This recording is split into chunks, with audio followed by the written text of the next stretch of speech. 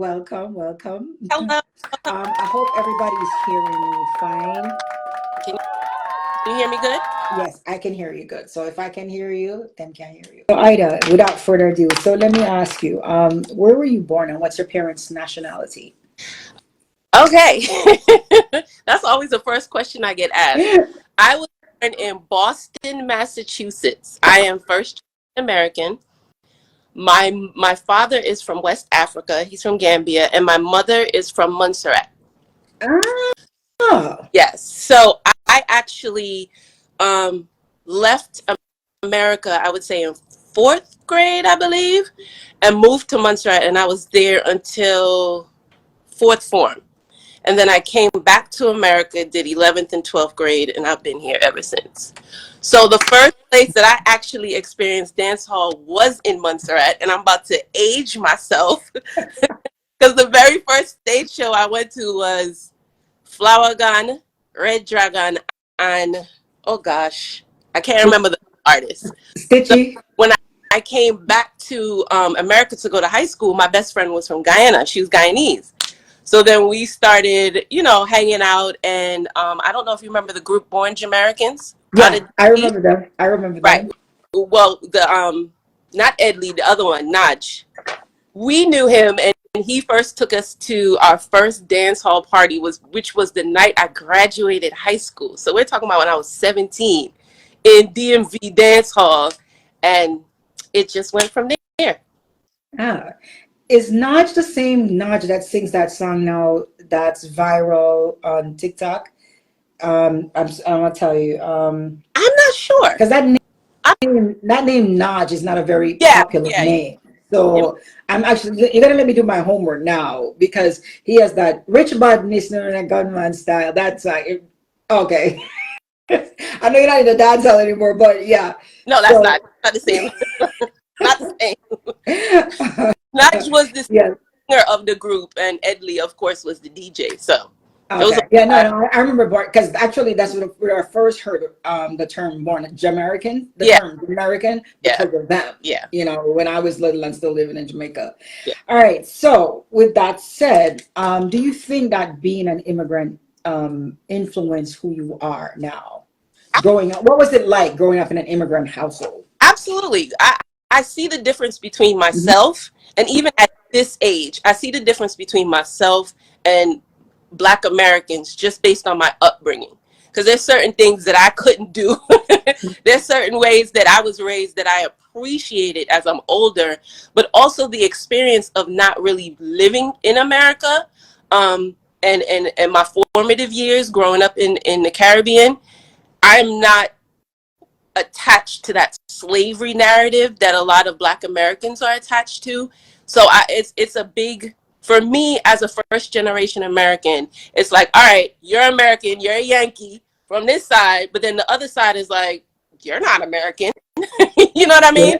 So and I'm sure a lot of first generation um, children deal with that because it's like you're raised a certain way, even though you were born here, and it's like a disconnect with other Black Americans. Oh, okay. So to speak. Yeah, I have a couple of cousins who go through that Yeah, as well. Because they're born here, but they talk patois and act more Jamaican. So it's like, where do they really fit in? And then Jamaicans say, you're not Jamaicans, you're yeah, Yankee. right. So they face that. Okay, so because I often think that immigrant children tend to be a little bit different as well, or immigrants, in terms of the American dream and all these other things. So I know a lot about you because we're from the same area in the DMV. And for the DMV, for those who don't know, and correct me if I'm wrong, Ida, it's DC, Maryland, and Virginia. Correct. It's called the tri-state. So every time I mention DMV and something, people are like, where's that? So it's DMV, sorry, it's DC, Maryland, and Virginia. So we're from that area. And because of that, we're friends on social media as well. So I tend to pay attention to a lot of the stuff. And you have a resume long. So, all right. So I'm going to touch on, so people, it's easy to also talk with somebody who you have a sense of some of the things about them already, because it's like I'm not just asking you, I'm kind of telling you to talk about it. Right. So that's kind of what my interview with you is like, opposed to a guest who I've never really interacted with a certain kind of way. So there are a couple of things and a couple of questions I want to ask you, and my audience, is going to learn a little bit about you. And my first question is, I know you were a party promoter, all right? How did that get started? How did you get into party promotion? So I was going out, like I said, my first dance that I went to at Reggae Club 13th and Upshur was in 1991. I did not keep my first dance until 2001. So I had been a patron for basically 10 years Okay. before I decided, you know what? I want to keep a party. And at the time, I was a part of Bashment Link Up. God rest her soul, Kimmy created Bashment Link Up, and I was a part of it. And a certain amount of popularity came along with that. So I figured, you know what? I want to keep a dance. I want to, and at first I was going to do Bashment Link Up's anniversary, but that didn't work out. So I ended up keeping an army affair, and I did it around the time of my birthday. Now that was influenced by New York, because at the time, me and my friend at the time, Jiggy Jice, we used to drive to New York almost every other weekend, and was big on theme parties and stuff like that. So I was like, all right, I'm gonna try this. A Friday night, which was never done. Dances always used to keep on Saturdays, but I couldn't find a date. All the dates were booked. So I was like, all right, I'm gonna try off of a Friday night. And luckily, which is not always the case when you keep your first dance, but it was very successful. But I didn't go home with little or next to no money, because I had like 5 sounds on my party. I had Bogle at my party. I had Jagabee, Steely, and by the time I paid out everybody, I didn't have any money left. And you, So that was a learning experience. But that's how I really got into it. It was just me, as with everything that I do in life. It's like, I want to try it. Let me see if I could do this. Let me see if I could do that. But because I knew I wasn't born and raised in Jamaica, no matter how much I go to Jamaica every year, I was not born and raised there. So if I'm going to take up something that's not my culture, I have to make sure that I do it right. So I was at Wedding. I was at all of these places in Jamaica to make sure that, when I put on my party, I'm doing something that's authentic to a culture that's not mine. You know what I mean? So, and you do it so well, because all the years I've known you, I've always thought you were Jamaican. I mean, so that's how well. I never claimed to be. No, you never have. No, you never have. Yeah. I've never heard you say it. But the assumption is, because you integrate so well and do the party so well and mesh so well, the assumption is that you never have. I've never heard you say that for real before. Like I said, this is not my culture. So if I'm going to do it, I have to do it right, because dance hall is really like they say, get to people things. So it's like, if you're going to take this up, do it right. Don't just come in here and feel like you can have an authority on something that you're not even born and raised in. So that was intentional on my part. That's something that I see that's lacking today. Not to say that anybody can't come in and keep a dance, but respect the culture of dance hall. And what was your theme party? What was the one that you stuck to and continued to? All white. Initially, I started with Army Affair. The next year, I changed it to Denim Affair, and that one was really successful as well. And then the third year, I changed it to all white, because my intention each year was to change the theme. But the all white was the biggest one, and white is my favorite color, even though it's not a color. So that just stuck year 3 all the way up to year 18. Oh, when you stopped. So you start your last party, I think, was what, 2018? Yeah. That's the last time you kept it? Oh, okay. Is there a reason why you stopped keeping the parties? I moved. Okay. I moved to Atlanta. Hold on. That's coming up. So I also knew when I met you, you were also a radio host. Yes. On a Blazing Radio. Tell me a little bit about that. How did you become a radio host? Actually, Candy B had asked me to Pick up Candy. She asked me to be on her show. as a guest one day, and I was on the show, and Ablaze said to me, he was like, you really need your own show. And I was like, if I'm gonna do it with Prince. Like, I'm not gonna do it by myself because I can't imagine me just getting up and talking for 2 hours. So Prince was like, you know what, I'm down. So then I researched and researched and researched, and I'm listening to Other people. Breakfast, all other shows, and I'm calling my friends. Like, I called Marcus Platinum because at the time he was on the radio in New York, just to ask him, like, how do I do this? How do I do this correctly? And then once I started, I would listen back to the episodes 2-3 times to say, all right, Ida, when you laugh, get back up from the mic, or you need to project. Prince taught me how to project my voice because before I was, so it's just little things, listening back to every episode and critiquing myself and constantly trying to improve, to the point where our show was the show that Ablaze used to get ads. Our show was the show that people were playing in their restaurants and barbershops and stuff like that. But what people didn't realize was I put a lot of work behind, which I do with everything, to make sure that I'm delivering a quality product. Because I get a lot of support, and I don't take that for granted and just say, oh, I'm going to just throw anything out there and people are going to just support. Yeah. I'm going to make sure I lay a solid foundation so that you feel like you're getting your money's worth, or you're getting your time's worth with me. Well, personally, I've listened to your show, you and Prince, and you guys are pretty good and you work well together, honestly. So, yeah, so, that's one of the many hats that I wanted to let everyone know that you wear. And what about Soho Boutique? You had some really, really, really nice clothes. Yeah. Why did you stop doing the boutique? To be honest, financial reasons. Okay. My starting over in Atlanta, I had to really focus my time, energy, and resources to building myself back up. So I put it on hold for a little while, but when I was finally able to do it, my new career had me traveling so much that it's like I can't really focus.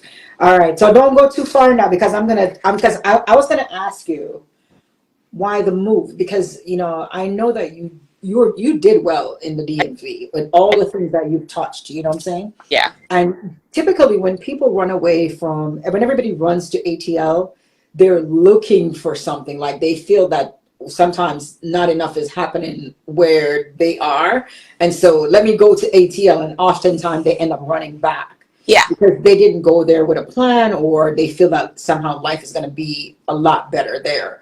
Yeah. Why did you move? It wasn't my idea, honestly. It was my ex-husband that wanted to move. We came here one summer, and he was like, you know what, we should move to Atlanta. And I agreed because our parents are getting older, and it's like, all right, let's go somewhere where the cost of living is cheaper, and let's build and get ready for the stage of life where we have to take care of our parents. So to me, it made sense. I feel like I did everything that I needed to do. You know what I mean? I feel like I hit the ceiling almost, and it was like I was okay and I was ready for a change. Now, we got to Atlanta. Things didn't work out. Immediately didn't work out. He made the decision to go back to Maryland. I made the decision to stay and make it work. And Atlanta has been good to me. But so why did you decide to stay? So here you have a marriage, right? And your husband was the one that said, let's move. You moved. He decided, okay, this is not for me. I'm coming back. And did you know that would have damaged a marriage? Did that destroy your marriage? Oh, huh? When he said he was going back and I said I'm staying, that was us saying it's a wrap. Wow. Over at that point. And it was something that, to be honest with you, I was ready for it to be over, So I prayed for it to be over. So at that point, it was like, all right, Ida, you got what you asked for. And I also knew if I went back to Maryland, I would go back into the same cycle. So it was me wanting more for myself and wanting different and really getting out of a situation that I just didn't want to be in anymore. But weren't you scared? Because most people, when they're going to move to a different state, they're normally scared because they're worried about, am I going to, how am I going to survive? New friends, new people, new everything. Weren't you scared? No, because I'm a hard to believe, Debbie. I'm an introvert, Me so too. I Me too. enjoy being alone. I don't have any family here. The friends that I do have here are people that I've known, for years, but they're on the other side of town. I'm okay with being alone. I wanted to be Right. alone. Right. Coming to Atlanta was something I wanted to do from college. I wanted to come to college in Atlanta. My mother would not let me go to a HBCU. She was like, nope, they're underfunded. I don't want you going to HBCU. And she made me go to this And all. and as you know, that is so It's not. not true. It's not. Um, Not. And I'm really upset about it to this day. And it's 30 years later. as you know, I was the assistant HR director at Morgan, and I can tell you that Yeah. HBCUs get tons and tons of funding. Yeah. Because I there are people was that black robbed of that people whole HBCU. experience. Yes. But full circle, now one of the shows that I work on, we only film at HBCU. HBCUs. So, you know, All right, so we're listen, getting up. We're getting up there. That was one of the questions I wanted to ask you. Are you married or are you divorced? Are you still? So you are I am divorced. And divorced. I've been divorced in 2019. I have not started dating yet. how long were you married? We were together almost 9 years and we were married 2.5 of those 9 years. Okay, Yeah. okay. You have children? I do, but not with him, no. I have Okay. a 29-year-old son. Who you? Young looking you? Yes, me. Yeah. That's so nice. But all right, so I know another thing about you that I see you post about that is, I think, a very sore subject for anyone: the death of your brother. Yeah. So, how has that changed you? Oh, it changed everything about me. Everything. It happened 10 years ago, almost 10.5 years ago. Do you mind And sharing why? Do you mind sharing with the guests why or how your brother died? If you don't mind, if that's fine. If you don't want to, fine, I'm an open book child. He actually shot himself. He how shot did that change you? it. It made me question life and the purpose and the reason of life. You know, it made me angry. I was very upset with him for a long time. It made me, but it made me look at life different. And that's part of the reason why I started my boutique, because it was like, there has to be more to life than me just getting up and going to work every day and throwing my parties on the weekend. Like, what is my purpose? What are you here to do? But I was also filled with a lot of guilt because he called me the day before. He called all our family members to say goodbye, but I didn't answer the phone. I'm notorious for not answering my phone. Anybody anybody knows that about me. I'm not a phone person. So I was like, sure, I'll call him back tomorrow, not knowing that tomorrow never came, would never comes for him, that is. So a lot of guilt. I carried a lot of guilt for a long time. And that is when I really started putting more positive messages on social media. It's like, I need to use my platform because I have this platform and eyes and ears of everybody because I'm a promoter and because of my popularity. Let me use it to Do tell something people positive. what I wish I could have told my brother. And for people who are experiencing depression now, what would you say to them?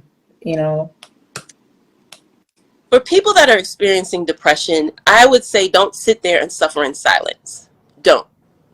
Because you may feel like nobody understands. You may feel like you may feel like you're alone in this world. You're not. I'm a huge advocate for therapy as a result of what happened to my brother. I've even been in therapy, although me and my therapist broke up the other day, but that's another story. But it's like, you don't allow the darkness to consume you. You have so much life to live. Whatever you've been through, I promise you, you come it's out not, on top. it's not at the end. These things happen to us to mold us, to shape us, to make us better. And if you allow what has happened to put you in this dark place and keep you here, you're missing out on the blessing that comes out of that dark time. So I'm always going to motivate and encourage and push people. Ooh, I got chills to just, I've dealt with depression. I'm not ashamed to say that. And that's what I was going to ask you now. Have you ever Oh felt yeah. suicidal? Oh no, no, no, no, no, You've never, never, never. but I'm talking even before your brothers. Oh, Have you ever felt that's not something I've never felt. But the depression? depression, that Okay. sadness, where it's just like you get in this place where you spending all of this time focused on what you could have done, what you should have done, where you should be, what should have happened. This person did this, and you get stuck in that space. Yeah, I know all about that. I was there in 2018 when everything fell apart.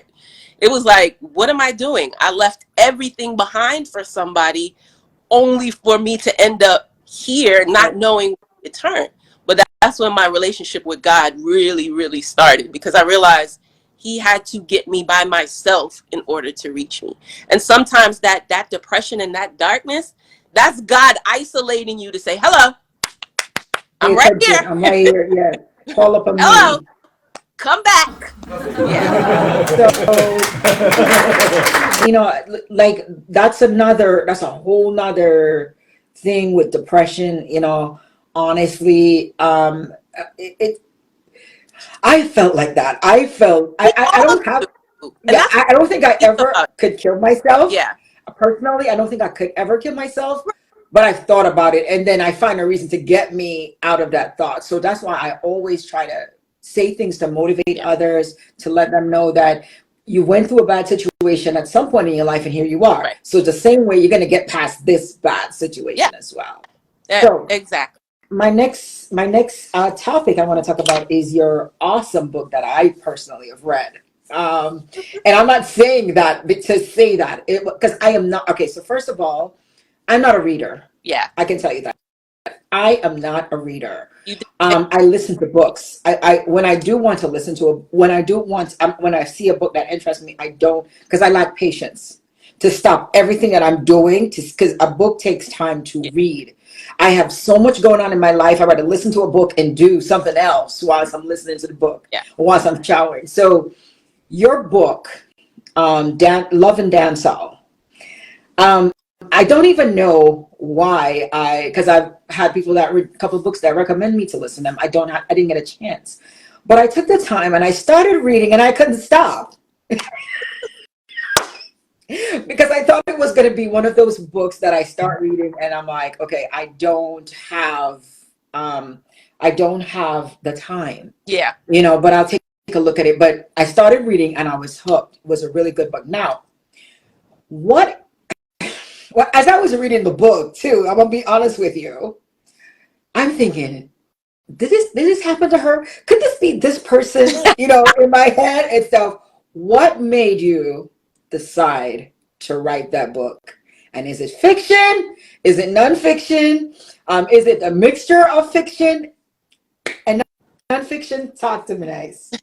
What made you write that great book, by the way? I had started a blog years ago, and one of the things that I used to drive traffic to the blog was to speak about an experience that I had back in 2007, where I had, unfortunately, being in the wrong place at the wrong time, I got locked up.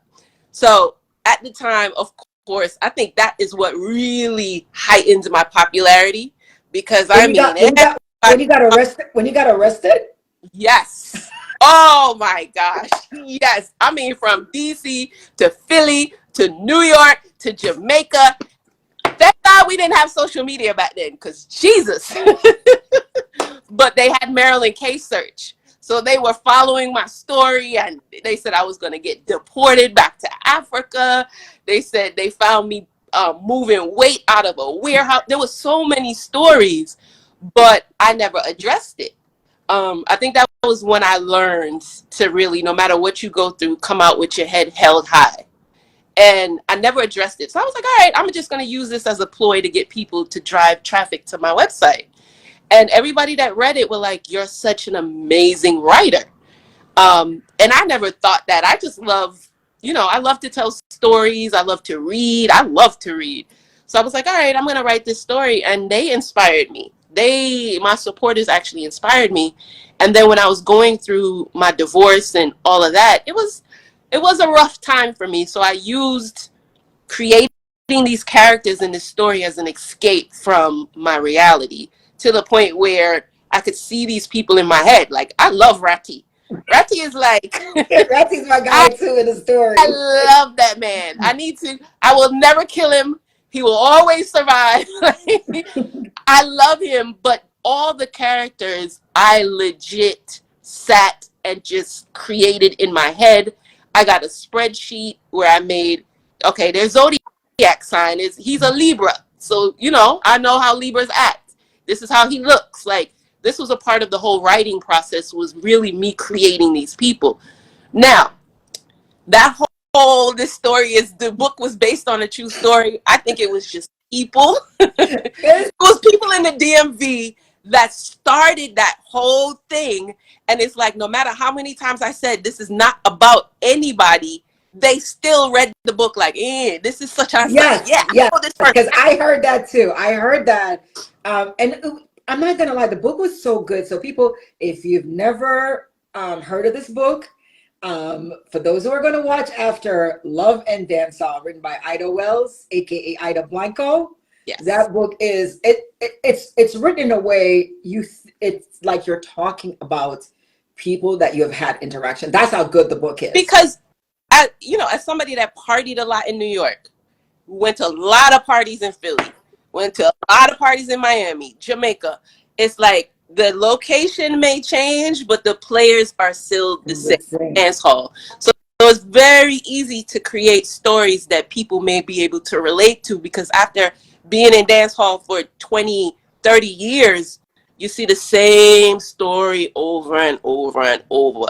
You see you see a bunch of men come out all of a sudden. After a while, they're gone. Next ones come in. It's like the same cycle over and over again. So it made it really easy for me to tell that story in such a way where you can read it and be like, oh yeah, this sounds believable. Because I heard that people were even trying to sue you because it's them you're talking about. I've heard, but that tells you how good the book was. I hadn't even shipped one copy of the book yet. What happened? Yeah, the book was phenomenal. It was, and again, as a person who, I'm telling you, I'm not a reader. Yeah. I listened, and I didn't have any audio.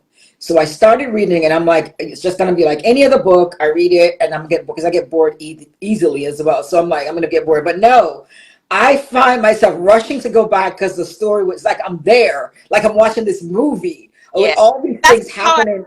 That's how I wrote it. I wanted you guys to feel like you were actually watching a movie, because I'm a very visual person. I'm creative, but I'm very visual with that. So it was just like, I would actually have to see the whole plot before I even pulled out my laptop and start typing it out. So I'm literally visioning it as I'm writing. So when can we expect the follow-up to the book, man? We've been waiting for a couple of years now. You guys have been waiting. I released that book in 2020. It's supposed to be a trilogy. To be honest, every time I start writing, it's like I get distracted, and of course my career has taken off in such a way where it's like the time, which I'm going to ask you about now. That so when you got to Atlanta, because I'm jumping back and forth because some things I'm going to ask you, you're talking about them already. So when you got to Atlanta and you decided to stay, did you have a job there when you decided to stay? I did not. So how did you? At that point, I was an entrepreneur. I had left my 9-to-5 at PG County Health Department, and I went full on with Saggio back in 2016. So I was an entrepreneur. So when I got when I got to Atlanta, it was like, all right, well, let me try to find a job and go back into what I used to do, which was meeting and event planning. Not only was I a party promoter, I did it professionally as well. But, large conferences, stage shows, and I was interviewing, Debbie, and either I was overqualified or it was always something. Every door kept closing. That's in Atlanta, right? When you're in Atlanta.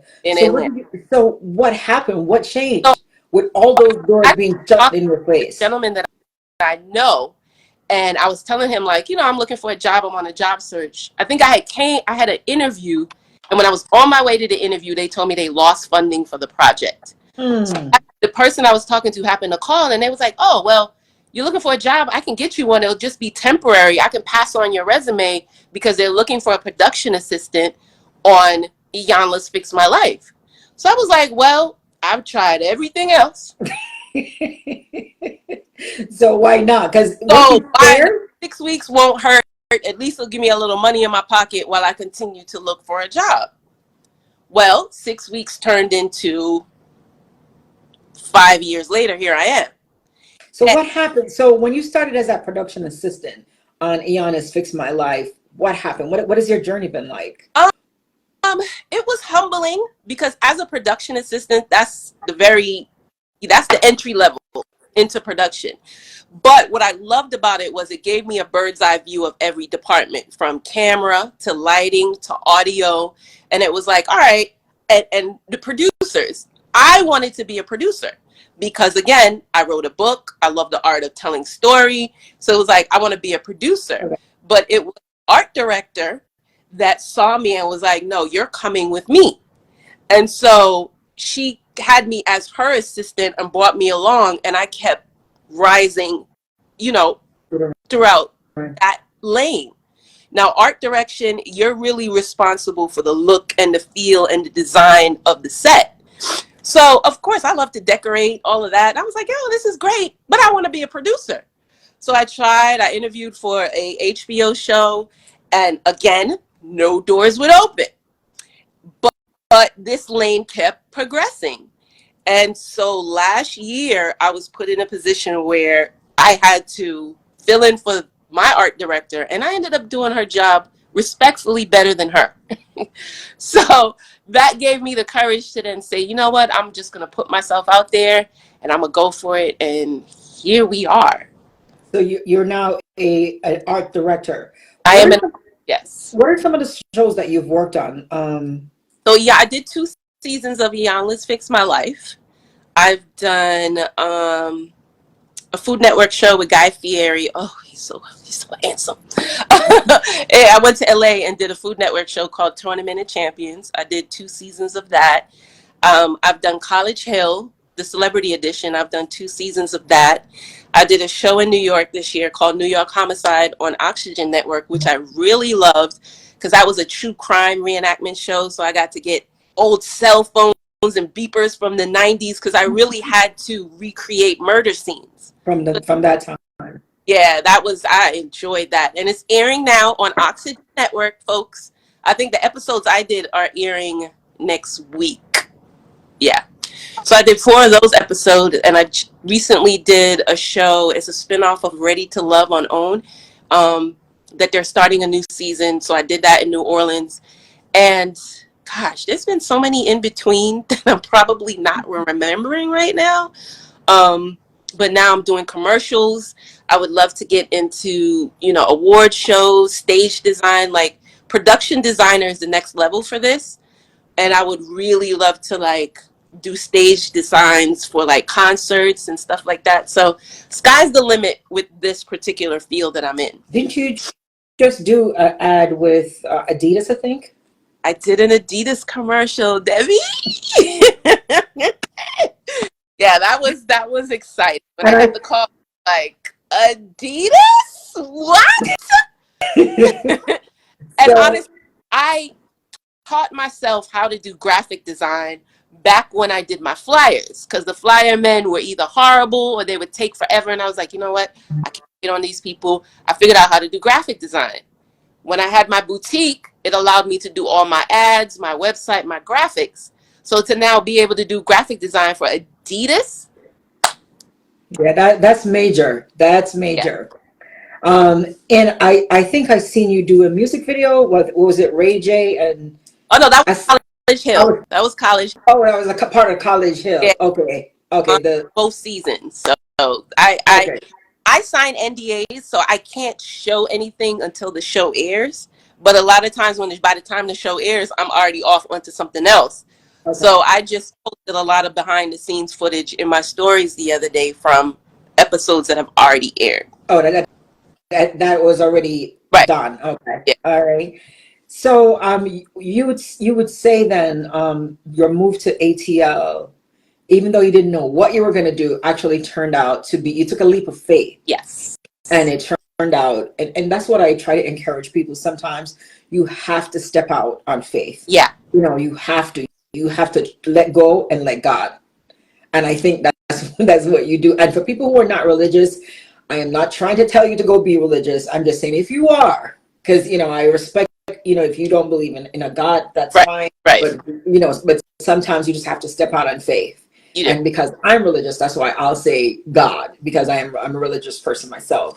Yeah. So I think that having gone through all those things in your life, it has shaped you into who you are, and you're a very given person because you're always trying to motivate people as well. And you're a life coach. I think I think I seen you because I've been to one of your seminars. Yes. What makes you do those seminars with women? Because I'm a woman, and I feel like I can't speak to men. I can't tell a man how to be a man. I can't do any of those things. Even though I talk to and mentor a lot of men, at Mhm. the end of the day, I am a woman, and I can speak to another woman and reach her because I'm speaking from experience. And at the end of the day, it's like I have charged myself with being my sister's keeper. So it's like, all right, ladies, it's time for us to really reclaim our power, but hold ourselves accountable for the choices that we make. So it's like, if I feel like hearing someone like me say, okay, I had to start life over, or I went through a difficult breakup, or I had to run away from a relationship in order to reclaim my life, or any of the things that I've been through, sharing this, hearing someone or having someone hear like, wow, Ida went through that too, it Yes. will keep them from feeling like they're alone. It will keep them from feeling like they're in a dark place. It will keep them from even feeling like taking their own life. Like, we hide the things we go through. I do not. And I think I gotta blame dance hall for that, or credit dance hall for that, because it's like, you have to own your shit. Because, excuse my language, No, no, that's fine. That's fine.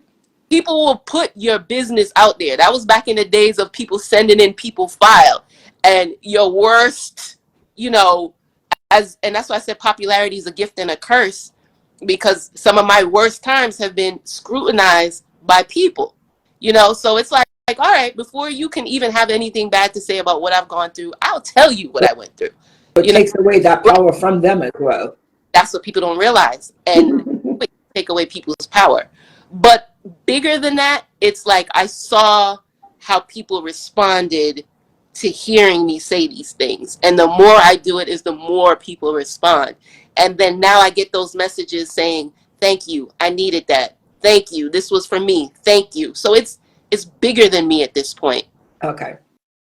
way Um, bigger at this point. and and I can say that I've read. I maybe be going through something at one day, and you'll post something, and it makes me smile and remind myself that because sometimes we often don't credit ourselves for the things that we do. We feel that because we haven't achieved that thing, we're not successful. And with that, it's going to lead me to my next question to you. Success means different things to different people. Yes. Um, and some people define success as having a lot of this or having a lot of that or having a lot of money in the bank. Nothing is wrong with Yeah. how you define success. Success can also be that, just peace of mind for some people. Or one of my guests said, freedom, freedom. What does success mean to Ida Wells? Freedom and peace of mind. Absolutely. Freedom. And it's more mental freedom than anything else. Wealth gives you access, it gives you freedom. So, of course, the goal is to create wealth. However, the peace that I have right now, to me, is priceless. And that's a piece that I took the time to cultivate and develop for myself. That's a piece that I had to unpack a lot of the stuff that I was carrying and let it go. And that's a piece that I had to find where it was like, you know what? This is this is the only life that I have. There are no do-overs. There are no rewind buttons. So let me be intentional about showing up and also going after the things that I want in life. Because, we can live a life of abundance, but it's up to you. So peace and freedom. Freedom. And Wish, you just said something that which led to a question I had to ask you.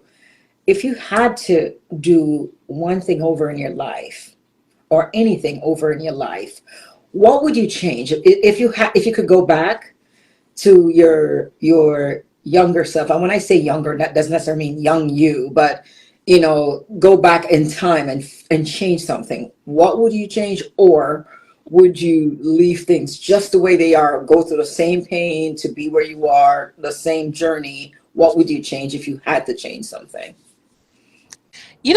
Honestly, I can't think of anything that I would change because of the woman that I am today is a result of all of those things. The only thing I probably would go back and change is answering my brother's call. That sounds, Only thing I could say I wish that you that would do I would differently. do differently. But everything else that has happened in my life, um, shape shape you to where you are. I am today. Yeah. So, being as influential as you are, and motivating as you are, and as successful as you are, what is a parting shot that you would give to a woman, especially guys? I'm not being offensive or anything, but a lot of stuff that Ida says or does, she tries to uplift other women a lot, because that's one of the things that she's known for. What would be your parting shot to, especially a woman who's listening now, maybe going through stuff, maybe she started her craft and she's struggling, or she's thinking that she's not going to make it? What would be your parting words to someone listening to you? Anything that pops into your head. Give yourself some grace. And this goes to men and women. Give yourself some grace because we spend a lot of time beating ourselves up. And there's a fine line between holding yourself accountable and beating yourself up. You are doing the best you can. And if you can look at yourself and say, I'm not doing my best, then do your best. But give yourself some grace. That is the biggest thing that I tell people because we are so hard on ourselves. And that leads to anxiety, depression, suicide. Uh, uh, you can't function in this world because you're spending so much time beating yourself up for what you did, what you haven't done, all of these things when there's still tomorrow. Just like the sun falls out the sky every day, it gets up the next day. So give yourself some grace. There's nothing you could do to change what has already happened. Nothing. I have a reel about this. Stop replaying scenarios in your head about it should have been this way, it should have gone this way, this should have happened, and move forward. But more importantly, specifically to my ladies, it's stop giving your power away. And we tend to give our power away or put our power in other people's hands, expecting them to treat us good or expecting them to do this or expecting them to do that. No, baby. It's up to you what you choose to allow to happen in your life. So set your boundaries. But more important, take some time to love yourself correctly. And loving yourself doesn't mean, oh, I like what I see in the mirror. Loving yourself is what you choose to accept, the things that you choose to eat, how you treat yourself, how you treat your body, the boundaries that you have with other people, how you allow other people to treat you. Because it's not up to you to treat me with respect. It's up to me to demand it. And if I'm not getting it, I'm out. So I want ladies to start reclaiming their power and understand that nothing happens in your life unless you allow it. And a lot of times us as females will get into these situations, right? And we'll hope for the best or expect people to change or want the best for people or want this and want that, and it leaves us empty. So Reclaim your power, ladies. And my last question to you is there anyone that you would like to shout out who have been instrumental on your journey? It has, sorry, before you answer, people often look at help as just people who gave them something, or did something for them. Yeah. Sometimes people are instrumental by just saying, Ida, you got this. Yeah. I know you got this. And some people don't look at that as somebody helping them because they're telling you they believe in you. So Yeah. help is not always tangible or financial. Who are some of the people who have been and I know this may be hard for you because guess what? You might name a few, and then when you get off here, somebody say, "So to me, me never help you too." All right. So some people, I, wait. Debbie, uh, I can't say I made it here alone. No man is an island. Okay. But what I can say is, you see the people that support me, my supporters, a lot of what I do, a lot of how I push myself is because I know they're cheering for me. I know they're watching, and I know it's going to inspire somebody to do the same. So one of my biggest motivations really is those people that are, congratulations, I'm proud of you. I can't wait to see where you're going. And most of these people I've never met or just know me from throwing parties. So to see how much support that they give me, I don't think they understand, like the encouragement that they give me really fuels me into moving forward. But some of the people that have paved the way for me, I gotta definitely shout out Wally, um, King's promotion, I believe. He's the one that really taught me how to be a promoter. He's the one that held my hand through the process and was like, all right, you're keeping your first dance. This is what you do, blah, blah, blah. Piggy, who was a big promoter back in the day and a very good friend of mine, also helped in terms of being a promoter. If I'm going to go to radio, I got to shout out Candy B, because she was the one that first put me on air, that made me say, you know what, I may want to do this. You know what I mean? I Yeah, definitely yeah. up Kimmy, God rest her soul, for starting Bashment Link Up. She was the one that said, no, Ida, come over here with me. And I was the first person to take pictures in the DMV in dance hall, as she provided that opportunity by creating the platform that is Bashment Link Up. I'm sure she lost her life a couple Yeah. of years ago, but God rest her soul. If it wasn't for her creating Bashment Link Up, she changed the culture within the DMV, and she doesn't get the respect that she really should. And I know a lot of people don't know that she was the one that started it.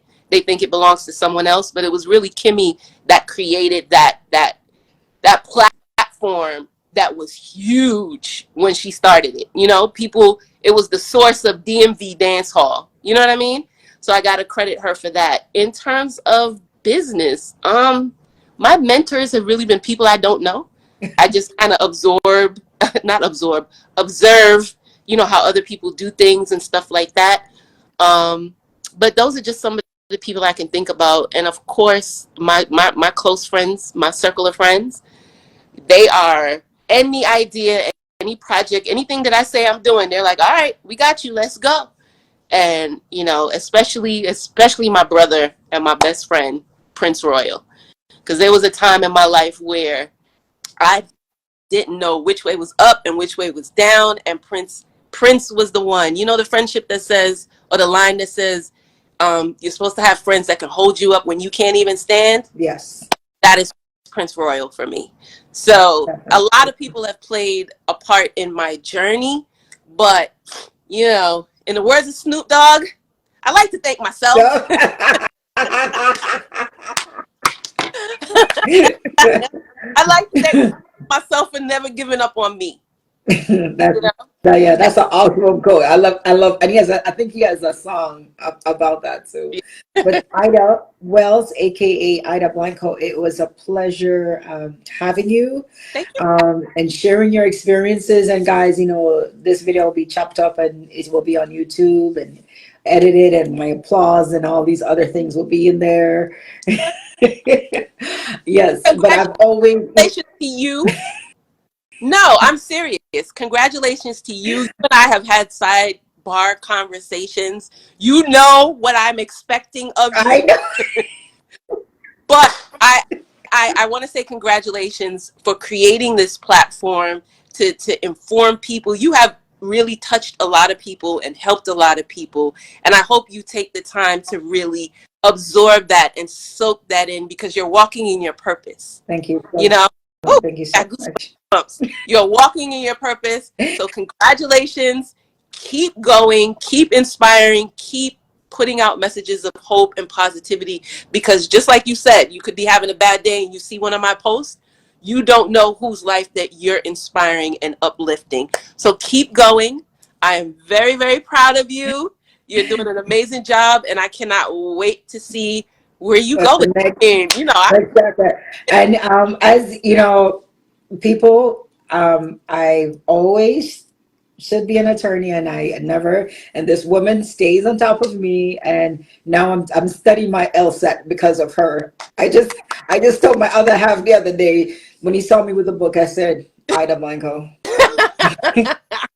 So thank you so much, because you've touched me as well. And I remember when before I even got this off the road, I told you about it in one of our conversations that I wanted to start interviewing people, and you said, I'm up. Just like that. You didn't even hesitate. of course. And and I really respect that. And I waited because I was trying to build a platform.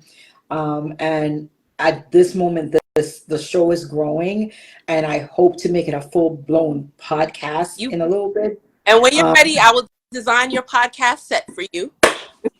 Thank you Because so much. I appreciate another it. thing that I want to get into doing is designing podcast sets. But at some point, I am going to start putting out and creating my own content. So, in terms of shows, that's the ultimate goal. So, come on, Deb. All right. Let's do I got it. you, people. Thank you so much, Ida. And people, if you didn't get to watch this, thank you for watching afterwards. But it will be on YouTube. It will still be on Facebook, and it will also be linked to TikTok. So, Ida, thank you so much for Thank you for coming, and I appreciate you. All Of right, course. darling. Bye bye.